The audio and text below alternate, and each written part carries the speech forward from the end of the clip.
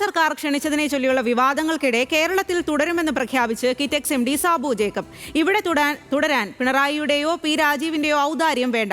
10,000-കണക്കിന് കുടുംബങ്ങൾ പട്ടിണിയാകരുതെന്ന് കരുതിയാണ് തങ്ങൾ തുടരുന്നതെന്നും Sabu M Jacob പറഞ്ഞു. അദ്ദേഹം പറഞ്ഞൊരു കാര്യമുണ്ട്. കിറ്റെക്സ് വളർന്നത് കേരളത്തിൻ്റെ മണ്ണിലാണ്, അത് മറക്കരുത്.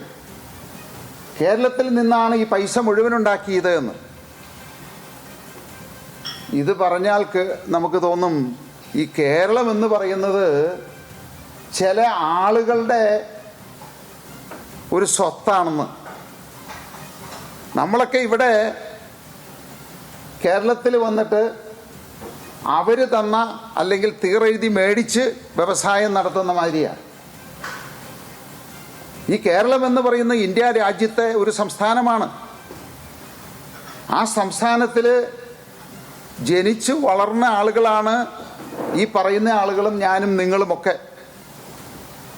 അത് ആരുടെയും പിതൃസ്വത്തല്ല. അതാണ് നമ്മൾ മനസ്സിലാക്കേണ്ടത്.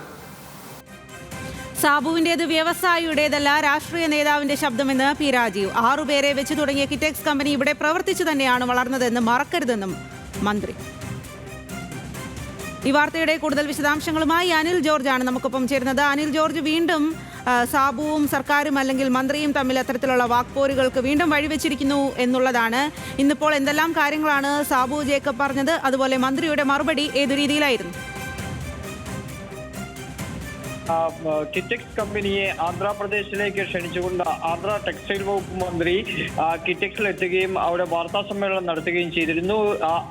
ആ സമയത്ത് കിറ്റെക്സ് കമ്പനി എന്തുകൊണ്ട് മറ്റു സംസ്ഥാനങ്ങളിലേക്ക് പോകുന്നു എന്നത് സംബന്ധിച്ച് സാബു ജേക്കബ് സംസാരിക്കുകയും ചെയ്തിരുന്നു. ഇതിന്റെ മറുപടിയായാണ് പി രാജീവ് ഇന്ന് കിറ്റെക്സ് കമ്പനി കേരളത്തിൽ പ്രവർത്തിച്ചു വളർന്ന ഒന്നാണ് എന്ന് ഓർക്കണമെന്നും ആ രീതിയിലാണ് ഇവിടെ ഈ കേരളത്തിൽ വ്യവസായം നടത്തിയാണ് കിറ്റെക്സ് കമ്പനി വളർന്നതെന്നും ഇവിടെ സാധനങ്ങൾ വിറ്റഴിച്ചാണ് കിറ്റെക്സ് കമ്പനിക്ക് ഇപ്പോൾ മറ്റു സംസ്ഥാനത്തേക്ക് പോയി പ്രവർത്തിക്കാനുള്ള മൂലധനം സമ്പാദിക്കാൻ കഴിഞ്ഞതെന്ന് ഓർക്കണമെന്നും പി രാജീവ് പറഞ്ഞു. ഒപ്പം തന്നെ വലിയ തോതിലുള്ള വ്യവസായങ്ങൾ കേരളത്തിലേക്ക് വരുന്നുണ്ട്. 10,000 രൂപ നൽകുന്ന വ്യവസായമല്ല, മറിച്ച് 50,000 രൂപ നൽകാൻ കഴിയുന്ന, ശമ്പളം നൽകാൻ കഴിയുന്ന വ്യവസായങ്ങളെയാണ് സംസ്ഥാന സർക്കാർ ഇപ്പോൾ കൊണ്ടുവന്നുകൊണ്ടിരിക്കുന്നതെന്നും പി രാജീവ് പറഞ്ഞു. ഇതിനു മറുപടിയായാണ് വീണ്ടും സാബു ജേക്കബ് വലിയ ആരോപണങ്ങളുമായി രംഗത്തെത്തുന്നത്.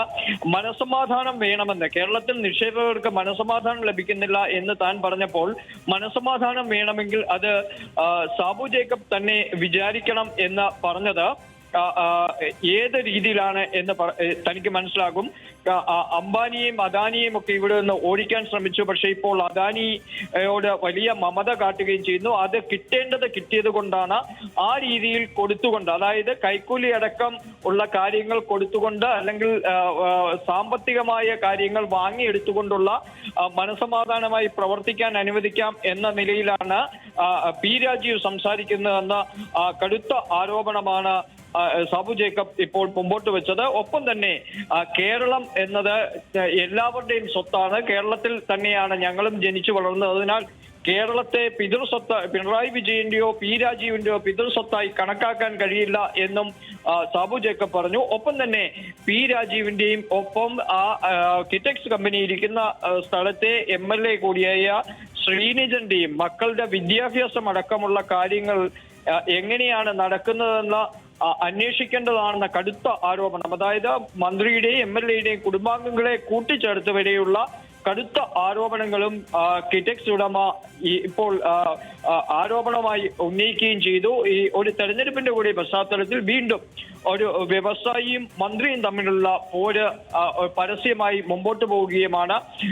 രാഷ്ട്രീയ പാർട്ടി അടക്കം രൂപീകരിച്ചുകൊണ്ട് CPIM-നെയും ഒപ്പം കോൺഗ്രസിനെയും വെല്ലുവിളിക്കുകയും ചെയ്ത ഒരു കാലഘട്ടം കൂടി ഉണ്ട് സാബു ജേക്കബിനെ സംബന്ധിച്ചിടത്തോളം. ഈ സമയം തന്നെ ഇത്തരത്തിലുള്ളൊരു കടുത്ത ആരോപണവുമായി സാബു ജേക്കബ് രംഗത്ത് വരികയും ചെയ്തിരിക്കുന്നു. വ്യവസായ വകുപ്പ് മന്ത്രി എന്ന നിലയിൽ അദ്ദേഹം പറഞ്ഞത് മനസ്സമാധാനമായി നിക്ഷേപകർക്ക് ഇവിടെ പ്രവർത്തിക്കണമെങ്കിൽ അതിന് അവർ മനസ്സ് വെക്കണം എന്ന് പറയുന്നതിലൂടെ സാമ്പത്തികമടക്കമുള്ള കാര്യങ്ങൾ നൽകി മുമ്പോട്ട് പോകാനുള്ള ഒരു സൂചനയാണ് നൽകുന്നതെന്ന ആരോപണം കൂടിയാണ് ഇപ്പോൾ സാബു ജേക്കബ് ഉന്നയിക്കുകയും ചെയ്തിരിക്കുന്നത്. സ്വാതി.